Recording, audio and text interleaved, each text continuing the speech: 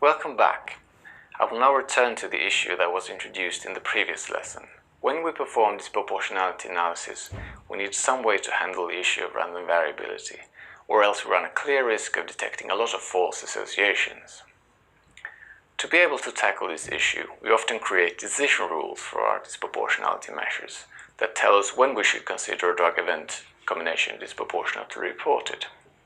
And these rules all have built-in protection against this issue of random variability. For the IC, we often write like this: IC of 25 greater than 0. But what does that mean? Well, the IC of 25 is nothing but the lower end point of a 95% uncertainty interval for the IC that we explained in the previous lesson. And if you recall the specific example we were looking at there, we had two drug-event combinations, one with 2 reports and one with 20 reports. They both started out at the same value for the relative reporting ratio, and then we computed IC values with the shrinkage and with the uncertainty intervals. And as you see here, the IC of 25 is actually below 0 for the combination with 2 reports, whereas it's above 0 for the combination with 20 reports. Please note that if this value is indeed above 0, this just means that we're highly confident that we have observed more reports than can be reasonably expected in our database. It does not mean that there has to be a causal link between the drug and the event. But there are other measures of disproportionality than the IC that are used by other organizations. And specifically, we have introduced the PRR, the proportional reporting ratio, and the ROR, the reporting odds ratio, in earlier lessons. And neither of these measures is typically used with shrinkage, and that means we have to use other tools to handle the issue of random variability. Decision rules for PRR or ROR tend to become a little bit messy because they often contain several conditions that have to be fulfilled at the same time. One condition that is typically always there is that we put a requirement on the number of reports for the drug-event combination.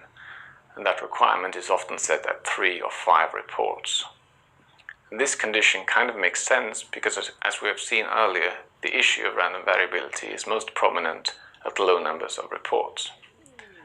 In addition, these rules often contain 1 or 2 more conditions.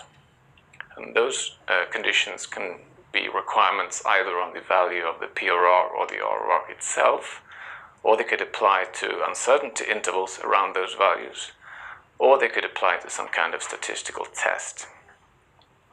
Now, there are too many variations of these decision rules for PRR and ROR to cover them all here, but I will present one specific example to make it hopefully a bit clearer.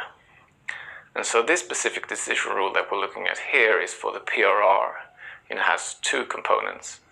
First, there is a requirement on the so-called PRR025 value, which is the lower end point of a 95% uncertainty interval for the PRR, and that value has to be above 1, or if we look at it on a log2 scale, it has to be above 0.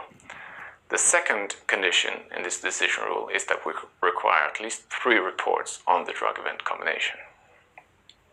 So if we then go back again to our example with the 2 drug-event combinations, what does this specific decision rule look like? Well, the PRR values themselves are basically the same as the relative reporting ratio values that we computed earlier. So they're just above 200 or about 8 on a log2 scale.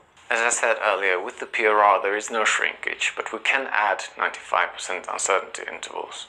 And as you see, the lower endpoints of those intervals are clearly above 0 on the log2 scale for both of these drug-event combinations. So both of them pass the first condition of the decision rule.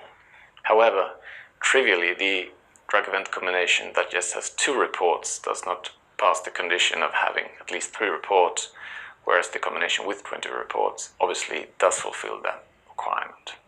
So in this specific case, with this specific PRR decision rule, we get the same result in the end as we did earlier with the IC. But of course, this will not always be the case.